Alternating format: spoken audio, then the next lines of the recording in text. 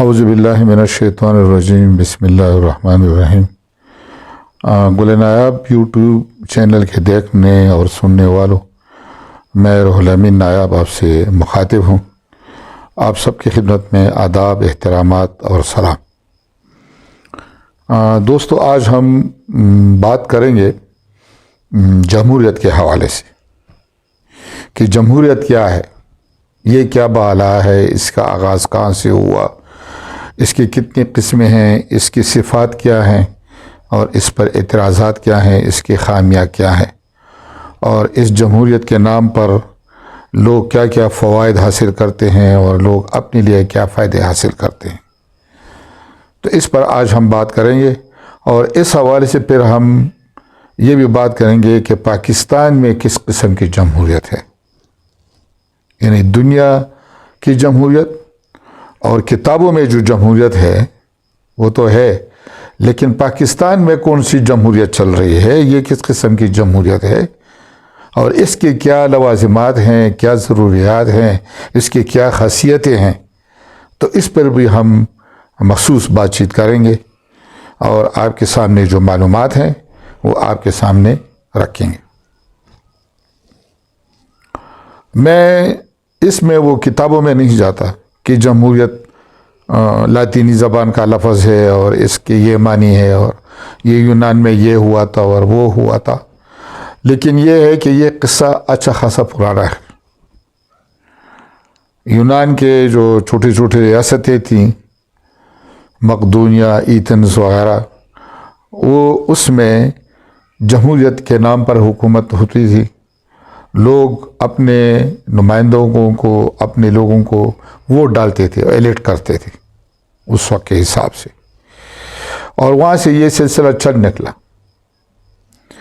درمیان میں بادشاہتیں آئیں، امریتیں آئیں، سکندر اعظم آیا، انہوں نے ان کو ملیامیٹ کر دیا۔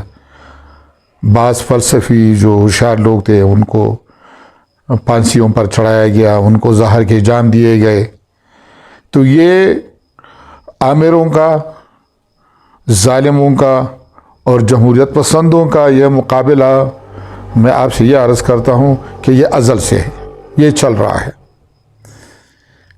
لہٰذا یہ جو سرمایدارانہ جمہوریت ہے، ہم اس کی جتنی بھی خامیاں کریں، برائیاں کریں، لیکن اس میں ایک بات ہے کہ آج آپ کو جب بولنے کا حق دیا گیا ہے، آپ کو لکھنے کا حق دیا گیا ہے، آپ کو ووٹ ڈالنے کا حق دیا گیا ہے، آپ کو بحث کرنے کا حق دیا گیا ہے، آپ کو سچ اور جھوٹ پہچاننے کا حق حاصل ہے، آپ ایک آدمی یا ممبر، قومی اسمبلی کے ممبر کے سامنے اپنی بات کر سکتے ہیں، تو یہ حقوق آپ کو ایسے نہیں ملے۔ یہ حقوق آپ کو کسی نے پلیٹ میں سجا کر آپ کو بطور نذرانہ پیش نہیں کیے ہیں۔ میں آپ لوگوں کے سامنے یہ بات کرتا ہوں کہ اس کے لیے صدہا سال، سینکڑوں برس، ہزاروں برسوں سے جدوجہد ہوئے ہے۔ اس دنیا پر غلامانہ نظام، قبیلوں کا نظام، جاگیرداری نظام، سرمایداری نظام اپنے نکیلے پنجے گاڑے ہوئے تھے۔ وہ اتنے آسانی سے یہ پنجے نہیں نکال سکتے تھے۔ ان کے نکالنے کے لیے قابل لوگوں نے، دانشوروں نے، فلسفیوں نے، عام لوگوں نے، مزدوروں، کسانوں نے ہزار جنگیں لڑی ہیں، تحریکیں چلائی ہیں، چارٹر تحریکیں چلائی ہیں، تب کہیں جا کر یہ لوگ مان گئے ہیں، اور آپ لوگوں کے خون کے نذرانے میں یہ آپ کو یہ حق ملا ہوا ہے۔ یہ کوئی آسانی سے نہیں ملا ہوا ہے۔ آپ لوگ تاریخ اٹھا کر دیکھیں کہ عام لوگوں پر کس کس نام سے زبردست اور خطرناک ظلم ہوئے ہیں۔ برطانیہ میں چرچ کے نام پر جو ملا پادری تھے، انہوں نے کتنے علاقوں کو قبضہ کیا ہوتا تھا، اور جاگیرداروں کے علاقے قبضے کیے ہوئے تھے، اس کو وہ دیتے تھے مختلف ناموں سے کہ ہم آپ کو جنت کے پروانے دیں گے، یہ دیں گے، اور چرچ اتنے مظالم ڈالتا تھا کہ اس کا کوئی بیان ہی نہیں ہے۔ کہ اگر آپ یورپ میں دیکھیں کہ چرچ کی جو بادشاہی گزری ہے، انہوں نے جو لوگوں پر ظلم ڈائے ہیں، اس کا کوئی چوں تک نہیں کر سکتا تھا۔ پھر رفتہ رفتہ جب حالات بدل گئے تو چرچ اور شہنشاہ کے درمیان اختلافات پیدا ہوئے، تو عوام نے شہنشاہ کے ساتھ دیا. اتنا ہوا کہ لوگ چرچ کی ظلموں سے بچ گئے. پھر شہنشاہ نے اپنے تمام اختیارات لے لیے اور عوام کے تمام اختیارات ضبط کر دیے، بلکہ سلب کر دیے. پھر وہ بھی اختیارات نہیں دے رہا تھا. پھر انگلینڈ میں ایک زبردست تحریک چلی جس کو چارٹر تحریک بولتے ہیں. چارٹر اس کا مطلب یہ ہے کہ اس میں 5-6 باتیں لکھی ہوئی تھیں. اس میں سب سے پہلی بات یہ تھی کہ انسان دنیا میں آزاد آیا ہوا ہے اور اس کو آزاد رہنے کا حق حاصل ہے. انسان کو بولنے کا حق حاصل ہے. انسان کو اپنے طرز سے جینے کا حق حاصل ہے. کسی کو حق نہیں پہنچتا کہ وہ اس کے منہ پر ہاتھ رکھے. کسی کو حق نہیں پہنچتا کہ وہ اس کے آنکھوں اور کانوں پر ہاتھ رکھے کہ یہ مت سنو، یہ مت دیکھو. تو وہ چارٹر تحریک چلی، زبردست چلی پوری یورپ میں، فرانس میں، انگلینڈ میں، جرمنی میں. اور اس نے بڑے لوگ جو تھے، جو آمر تھے، ان کے نیندیں حرام کی اور ان سے انہوں نے اپنے مطالبات منوائے. اور اس وقت سے پھر جب یہ چلا، اور بادشاہ جو برطانیہ کا بادشاہ تھا وہ ابھی بھی بادشاہ ہے، لیکن اس سے تمام اختیارات لے لیے گئے، اس پارلیمنٹ کو دیے گئے جو پارلیمنٹ عوام منتخب کرتے ہیں، عوام کے الیکٹڈ پارلیمنٹ، ان کو وہ اختیارات دیے گئے ہیں. لہٰذا آج برطانیہ جمہوریت کے حوالے سے ایک مثالی ریاست گردانا جاتا ہے. ان کا آئین ایک مثالی آئین گردانا جاتا ہے. وہاں جمہوریت واقعی پلا بڑا اور پھولا، اور اپنے اصل معنوں میں وہاں پر وہ آج بھی کامیابی سے چل رہا ہے. تو یہ تھی جمہوریت کی داستان. اب یہ مسئلہ ہے کہ جمہوریت، وہ آپ کو ووٹ ڈالنے کا حق ہے، آپ کو ووٹ لینے کا حق نہیں ہے. لہذا جب اس کے جمہوریت کے وجہ سے جب زور ظلم زیادہ ہو گئے وغیرہ، تو اس کے مقابلے میں ایک نظریہ پروان چڑھا جس کو سوشلزم یا کمیونزم بولتے ہیں. کارل مارکس نے سب سے پہلے بیٹھ کر مینیفیسٹو لکھی اور اس نے سرمایہ جمہوریت پر ٹھیک ٹھیک وار کیے.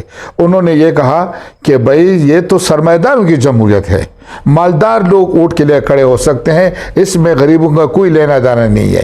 اور مالدار لوگ ووٹ لیتے ہیں، پھر وہ اقتدار پر آ جاتے ہیں، پولیس فوج ان کے رحم کرم پر ہوتی ہے، اور پولیس اور فوج یہ سرمایہ داروں اور سرمایہ دار نظام کے تحفظ کے لیے بنا گیا ہے. یہی وجہ ہے کہ وہ اس نے مثال دی کہ دنیا میں جہاں بھی ہڑتال ہوتی ہے یا مزدور جہاں بھی اٹھتے ہیں تو پولیس اور فوج ان کے سرمایہ داروں کے تحفظ کے لیے آ جاتی ہے. تو کیا یہ ہمیشہ یہ مزدور اور ہمیشہ یہ محنت کش اور ہمیشہ یہ مظلوم اور غریب یہ ہمیشہ غلطی پر ہوتے ہیں کہ فوج پولیس آ کر اس کو یہ مار دیتے ہیں، ان کو گولیاں مارتے ہیں، ان پر ڈنڈے برساتے ہیں؟ تو اس کا مطلب یہ ہے کہ یہ ایک طبقاتی جدوجہد ہے. پولیس اور فوج یہ اوپر طبقے کے رکھوالی کے لیے ہے اور نیچے طبقے کو دبانے کے لیے ہے. قانون، اس نے کہا کہ قانون کیا ہے؟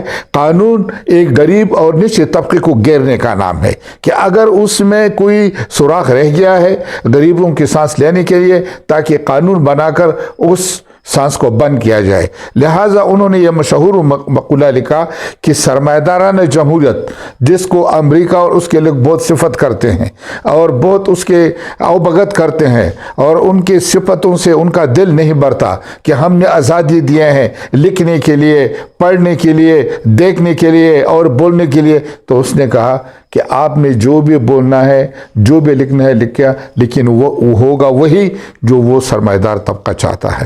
اور اس نے کہا کہ سرمایہ دارانہ جمہوریت کی مثال ایسی ہے کہ ہر 5 سال کے بعد آپ کے سامنے 8-10 قصاب کھڑے ہوتے ہیں اور ان کے ساتھ مختلف چوریاں ہیں، مختلف قسم کی چوریاں، مذہب کی چوریاں، جمہوریت کی چوریاں، انصاف کی چوریاں، جھوٹے وعدوں کی چوریاں. آپ سے پوچھا جاتا ہے کہ آپ اس میں اپنے لیے قصاب پسند کریں کہ آئندہ 5 سال آپ کو کس نے ذبح کرنا ہے اور کس چوری سے ذبح کرنا ہے. تو آپ لوگ اس کو ووٹ دیتے ہیں تو پھر وہ لوگ آپ کو ذبح کر دیتے ہیں. تو اب موجودہ میں یہ فقرہ اس لیے کہہ رہا ہوں کہ اس فقرے کو آپ ذہن میں رکھ کر اور پاکستان کے سرمایہ دارانہ جمہوریت کو ذرا اس آئینے میں دیکھ لیں کہ کیا ہو رہا ہے. تو میں جمہوریت کا مخالف نہیں ہوں، جمہوریت اچھی بات ہے، یہ لوگوں کے بہت زیادہ قربانیوں کے بعد حاصل ہو چکا ہے، اور اس پر دنیا نے یہ فیصلہ کیا ہے کہ اس میں خامیابی ہوں گی، لیکن اور کوئی علاج ہی نہیں ہے۔ شنشائیت اور بادشاہوں کا دور گزر چکا ہے، لہٰذا اب یہ فیصلہ ہو چکا ہے کہ مختلف پارٹیاں ہوتی ہیں، ان کے ساتھ پروگرام ہوتے ہیں کہ جی ہم نے یہ ملک اس طرح چلانا ہے، دوسرے کہتے ہیں ہم نے اس طرح چلانا ہے، ٹھیک ہے جی، اور وہ عوام کے پاس جا کر اپنی باتیں کرتے ہیں۔ وہ پارٹیاں، ان کی لیڈر ہوتی ہے، پارٹیاں ہوتی ہیں، ان کے پروگرام ہوتے ہیں، ان کے منشور ہوتے ہیں، لہٰذا وہ عوام کو اپنے پروگرام پیش کرتے ہیں، اور اس کے بعد یہ عوام کی مرضی ہے کہ وہ کس کو ووٹ دے دیتے ہیں، تو وہ پارٹی آئندہ 5 سال کے لیے منتخب ہوتی ہے۔ اس کے نیچے جو دوسرے نمبر کے لوگ ہوتے ہیں، یعنی جو ہار جاتے ہیں کم ووٹ، تو وہ ان کا اپوزیشن ہوتی ہے۔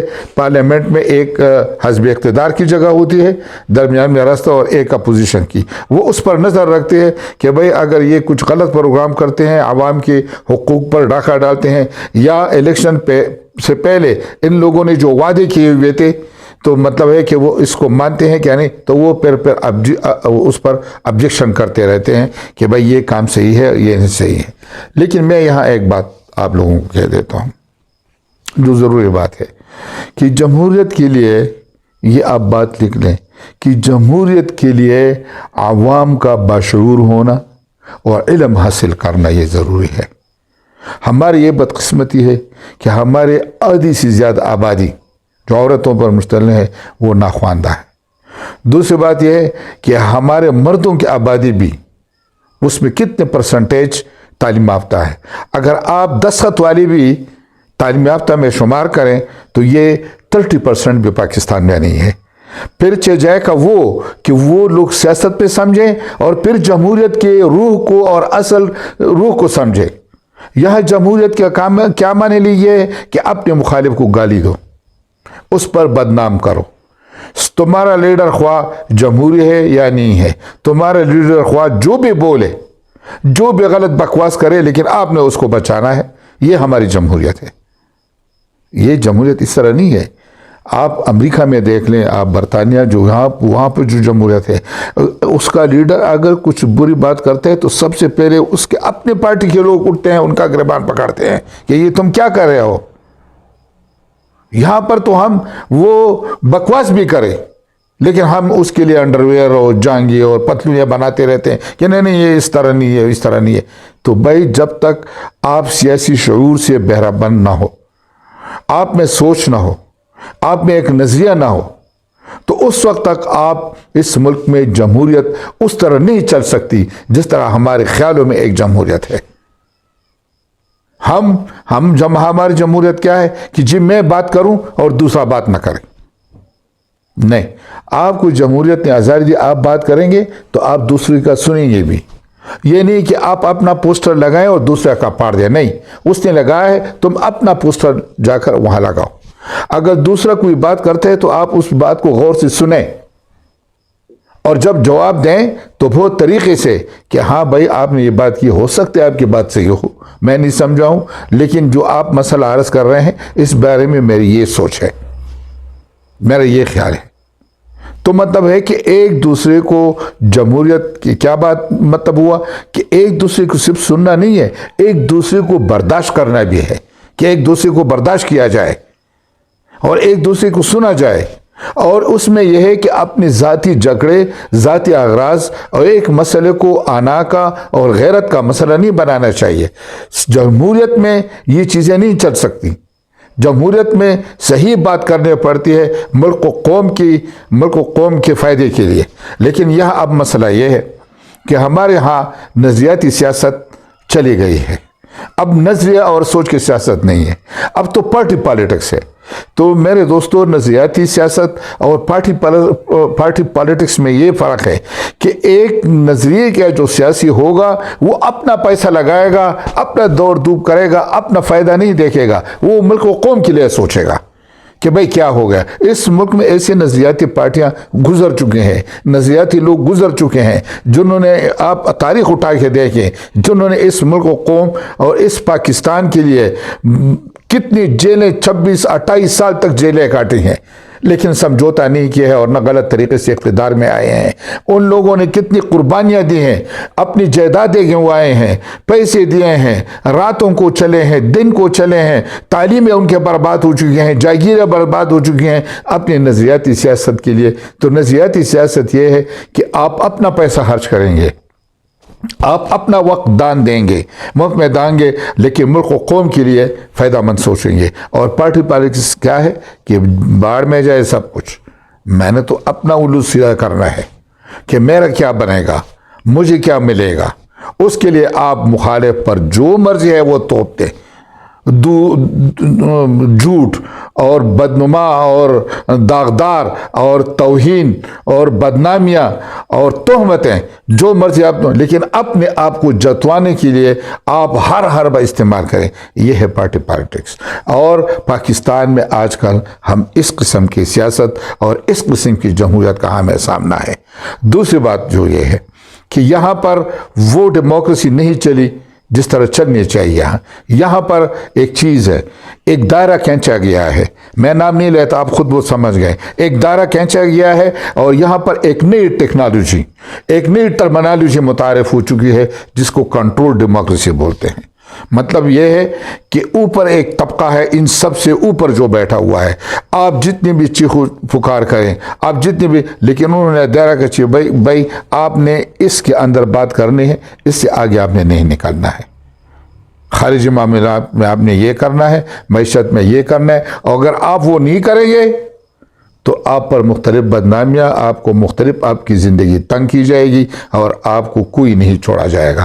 تو پاکستان میں ایک کنٹرول ڈیموکریسی کا نام متعارف ہو چکا ہے، اور میں اس پر زیادہ، آپ مجھ سے اچھی طرح یہ جانتے ہیں کہ آج کل کیا ہو رہا ہے۔ آج کل یہی چیز ہو رہا ہے، پارٹی پالیٹکس۔ ایک پارٹی وعدے کرتی ہے، پھر اپنے وعدوں کا پاس تک نہیں کرتی۔ ان سے اگر کوئی پوچھے تو وہ پچھلے حکومت تو 3-4 سال ہو گئے، ان پر سارا کچھ دیا در دیتا ہے۔ بھائی چینی کیوں مہنگی ہے؟ شہباز شریف، نواز شریف۔ آٹا کیوں مہنگا ہے؟ جی شہباز شریف، نواز شریف۔ اچھا بھائی یہ امن و امان کیوں نہیں ہے؟ شہباز شریف، نواز شریف۔ اور بھائی سب آپ کیا کر رہے ہیں؟ آپ نے جو ہم سے وعدے کیے ہیں، خدا کے لیے روٹی سستی کرو، چھوڑو یہ باقی پروجیکٹیں اور یہ باقی موٹر وے اور پلیں اور پلانا یہ زمین ستارے جو آپ بنا رہے ہیں، چھوڑو، ہمارے روٹی کا مسئلہ پیدا ہو چکا ہے، اس قوم کو روٹی دے دو۔ تو کوئی چیز مہنگائی تو آپ سے کنٹرول نہیں ہو رہی۔ اپنا ملک تو چلے ہیں، افغانستان میں حکومت بنا رہے ہیں، وہاں کا معاملے ٹھیک کر رہے ہیں، یہاں تو آپ سے 3 سال ہوئے ایک چینی کا مسئلہ حل نہیں ہو رہا، اور لگے ہیں جمہوریت کے راگ آلات میں اور دوسروں پر جو کچھ ہے وہ توپتے ہیں، اور پھر سب لگ جاتے ہیں، شروع ہو جاتے ہیں۔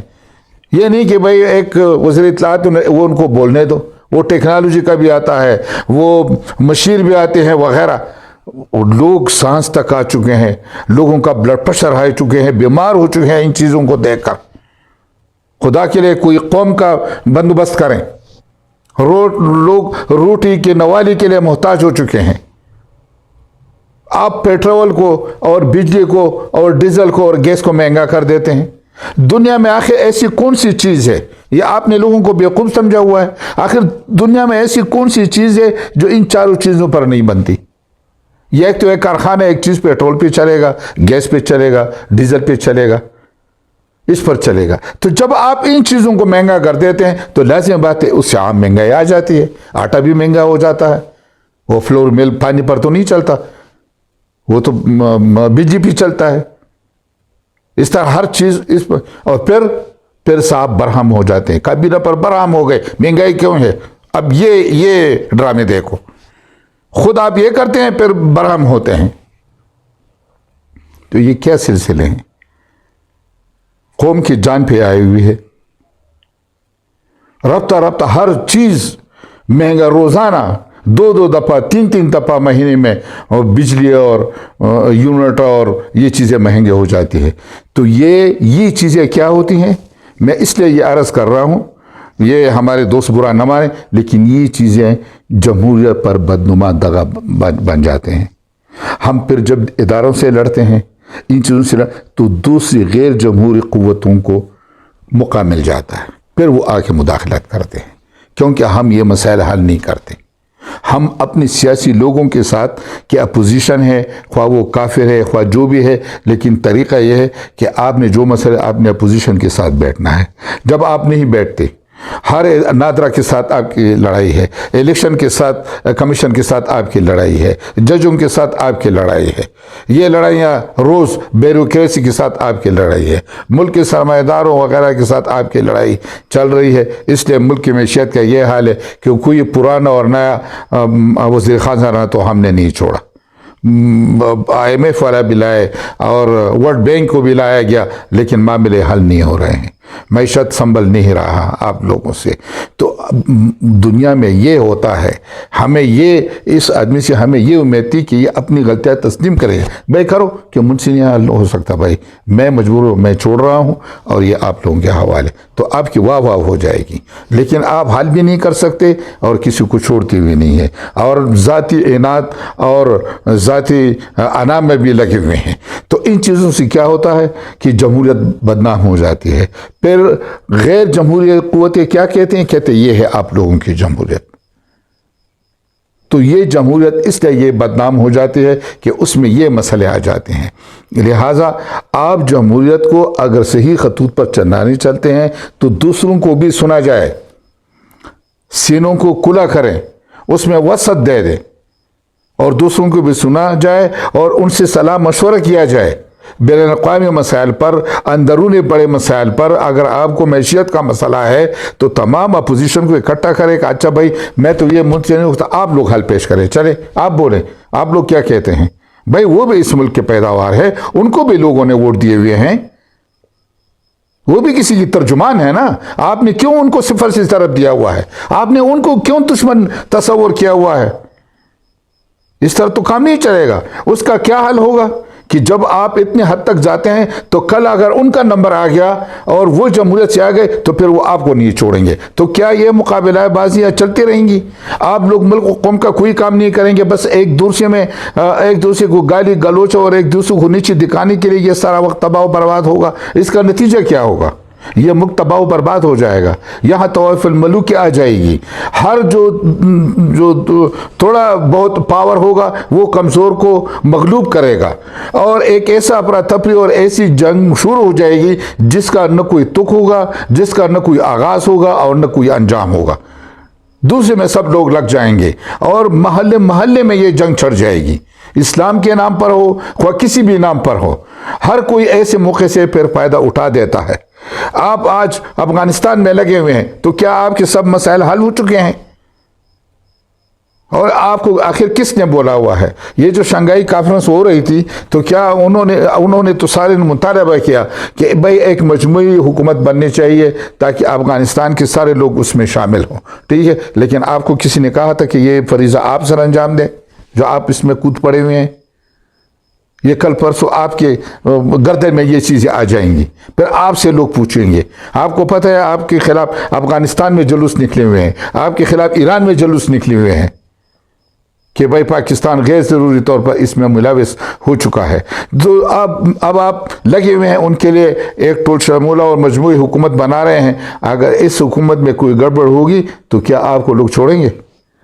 آپ سے لوگ نہیں پوچھیں گے کہ بھئی یہ کس کا ادارہ ہے؟ تو یہ مجھے افسوس یہ ہے کہ اب تک آپ لوگ افغانستان سے باز نہیں آئے. اتنے 40 سال تک ہزاروں لوگ اس میں مر گئے، ہمارے فوجی شہید ہو گئے، عام لوگ ہو گئے. یہ کس وجہ سے؟ کیا وجہ تھی؟ آپ ہی کہتے تھے نا کہ ہم نے پرائے جنگ نہیں لینا. تو اب کس منہ سے آپ پرائے جنگ کو اور پرانے مسئلوں کو اپنے گلے میں ڈال رہے ہیں؟ خدا کے لیے کچھ تو خیال کرو اپنے بولنے کا اور اپنے بیانات کا کہ یہ پرائے جنگ تھی، ہم نے لی تھی. تو آپ کیوں پرائے جنگ میں اور پرائے ملک میں آپ کود پھوڑ رہے ہیں؟ کیا ہمارا عیسائی بھی ادھر جا رہا ہے اور سب لگے ہوئے ہیں ہمارے لوگ لیڈر اپنے ملک کو چھوڑ کر؟ لاہور اور کراچی کی ٹٹی اور گند تو آپ لوگوں سے صاف نہیں ہو سکتی اور چلے ہیں افغانستان میں حکومت بنانے کے لیے. تو یہ جمہوریت ہے؟ تو یہ سرمایہ داران جمہوریت کو وہی چیز ہے کہ وہ پھر گندا بن جاتا ہے، وہ پھر بدبودار ہو جاتا ہے. اور اس سے لوگ پھر یہاں تک آتے ہیں کہ پھر وہ کہتے ہیں کہ بھائی کوئی غیر جمہوری قوت آ جائے، ماشاء اللہ آ جائے، ایک بادشاہ بن جائے، لیکن ہماری جان اس سے چھوٹ جائے۔ تو ایک جمہوری حکومتوں کے بجائے فائدہ کے پھر وہ ہمیں نقصان دینے لگتے ہیں۔ تو یہ میں آپ کے سامنے آج جمہوریت کی بات کر رہا تھا، اور پھر پاکستان کی جمہوریت کی بات کر رہا تھا، اور پارٹی پالیٹکس اور نظریاتی سیاست کے بارے میں آپ کو فرق واضح کر رہا تھا، اور باقی باتیں میں نے اس لیے کی، اگر کسی نے برا منایا اس کے لیے مجھے معاف کرے، لیکن میں بھی اس ملک کا ایک شہری ہوں، اس علاقے کا رہ، جو کچھ ہوگا مجھ پر بھی آئے گا، مجھ پر بھی یہ آفت آئے گی، اور ہمیشہ ہم جیسے غریب لوگ پھر پستے ہیں، وہ سارا مرتزام وہی ہو جاتے ہیں، سارا نزلہ پھر اس پر گرایا جاتا ہے۔ بڑے بڑے لوگ تو اسلام آباد کے اونچے ایوانوں میں پھر آرام سے بیٹھے رہتے ہیں، ان کو کوئی پوچھ نہیں پوچھتا۔ تو ہمارا یہ حق ہے کہ ہم یہ باتیں کریں، کہ ذرا ہوش کے ناخن لے لیں، چھوڑے پرائے باتوں کو، پرائے مسئلوں کو، اپنے مسئلہ حل کریں۔ اور سینے جمہوریت کی بات کرتے ہیں تو جمہوریت کے جب دعوے دار ہیں تو جمہوریت کے اصولوں کی پاسداری کریں، اور اس عوام کے ساتھ، ان لوگوں کے ساتھ، خواہ کسی کو توڑے ووٹ ملے ہوں یا کم ووٹ ملے ہوں، ان کا یہ حق ہے، ان کا بھی جمہوری حق ہے کہ اس ملک کے نظام کے بارے میں، اس ملک کے معیشت کے بارے میں، اس ملک کے انتظام کے بارے میں، اس ملک کے انصاف کے بارے میں، اس ملک کے چلانے کے بارے میں ان کو بھی حق ہے کہ ان سے بھی پوچھا جائے اور ان سے بھی مشورے لیے جائیں، تو تب یہ ملک کہیں آگے چلے گا، ورنہ ایک پارٹی کے بس کی بات نہیں ہے۔ والسلام، بہت مہربانی، بہت شکریہ۔